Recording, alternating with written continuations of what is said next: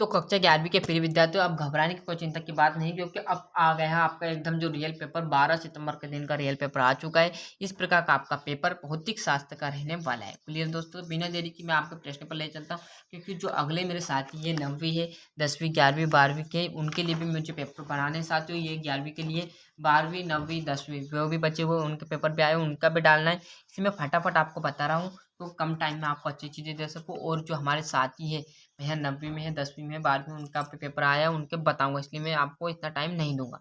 तो पहला क्वेश्चन मैंने आपका 0.4 आ जाएगा। निम्नलिखित में किस पदार्थ का विशिष्ट ऊष्मा सबसे अधिक होता है? जल का। इसमें आ जाएगा निम्नलिखित में ऊर्जा का मात्रक जूल। ऊर्जा का गैर परंपरागत स्रोत है आपका यांत्रिक ऊर्जा। निम्नलिखित में से कौन सा मूल SI मात्रक नहीं है? तो न्यूटन। प्रथम भारतीय वैज्ञानिक जिन्हें नोबेल पुरस्कार मिला? CV रमन। कौन सा पदार्थ अधिक प्रत्यास्थ होता है? इस्पात होता है। क्लियर दोस्तों, ये देख लीजिए यहाँ पर पांचवा है, सॉरी दूसरा प्रश्न है, जल्दी जल्दी में पांचवा आ गया। दूसरा प्रश्न है, पृथ्वी के समीप उपग्रह की कक्षाएं कितनी होंगी? 8। अच्छे अवशेष होते हैं, अच्छे होते हैं। बल आघूर्ण का विमेय सूत्र ML होता है। जो आपका ताम्य उष्मा के क्या होता है? कुचालक होता है। उत्कर्षण बल की पारस होती है, अनंत होती है। न्यूटन की खोज किसने की थी? जेम्स चैडविक ने की थी। DAP अब्दुल कलाम जो थे कौन थे? हमारे मिसाइल मैन के नाम से जाने जाते थे।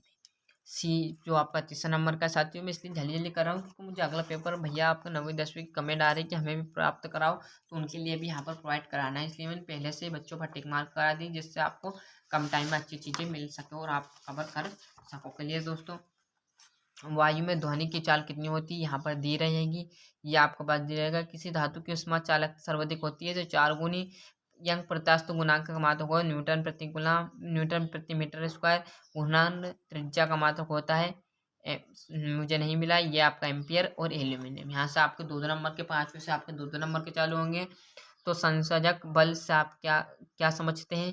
तो ये आपका 2 नंबर का बर्नौली आपकी प्रमेय है, इसका भी आपका 2 नंबर। ऊर्जा संरक्षण का नियम 2 नंबर। ताप का स्थायी अवस्था में तात्पर्य, ये भी आपका 2 नंबर का रहेगा। क्लियर दोस्तों, सर्वाधिक गुरुत्वाकर्षण सिद्धांत, प्रकृति के 4 मूल आपके कौन कौन से हैं? 3 अवस्था में आपको लिखनी है। क्लियर दोस्तों, ये आपका 11वां, ये आपका 12वां, 2 सदिशों के। क्लियर है। 13वें प्रश्न से आपके 3 नंबर के चालू हो जाएंगे साथियों। सरल आवृत्ति गति के नियम के त्वरण का व्यंजन स्थापित कीजिए, ये इसका। तो जो आपको अच्छा लगे। क्लियर है दोस्तों, मेरे हिसाब से आपको समझ में आ चुका होगा, मैं जल्दी जल्दी इसलिए बता रहा हूँ। आपका ये भी 3 नंबर का रहेगा। यहाँ पर नंबर डले रहेंगे साथियों। किसी गतिमान वस्तु के संवेग पर किसी पिंड को घूर्णन गतिज ऊर्जा में परिभाषा लिखकर उसके व्यंजक ज्ञात कीजिए। किसी तार को खींचने के लिए कार्य ऊर्जा व्यंजक ज्ञात कीजिए। प्रक्षेयी गति से आप क्या समझते हैं? क्लियर दोस्तों, ये आपका 17वां। 18वां, केपलर के ग्रहों की संख्या और सिद्ध कीजिए कि ठोसों में आयतन गुणांक आपको लिखना है, ये भी आपका 5 नंबर। क्लियर साथियों, इस प्रकार मैंने जो आपका कौन सा था क्लास 11th था, जो वार्षिक सॉरी त्रैमासिक पेपर है, वो मैंने बताया है। तो अच्छे से मेहनत करनी है, और जो वार्षिक पेपर वो भी आपको प्रोवाइड कराऊंगा, मेरी गारंटी है भैया। इसी पेपर आएगा तो अच्छे से मेहनत कर दीजिए। जो आपके 9वीं 10वीं 12वीं में साथी उनके साथ सेंड कर दीजिए, क्योंकि उनके पेपर भी यहाँ पर चैनल पर प्रोवाइड करा दिए जाएंगे। तो मिलते हैं इसके अगले वीडियो में, जब तक के लिए अच्छे से मेहनत करते रहिए।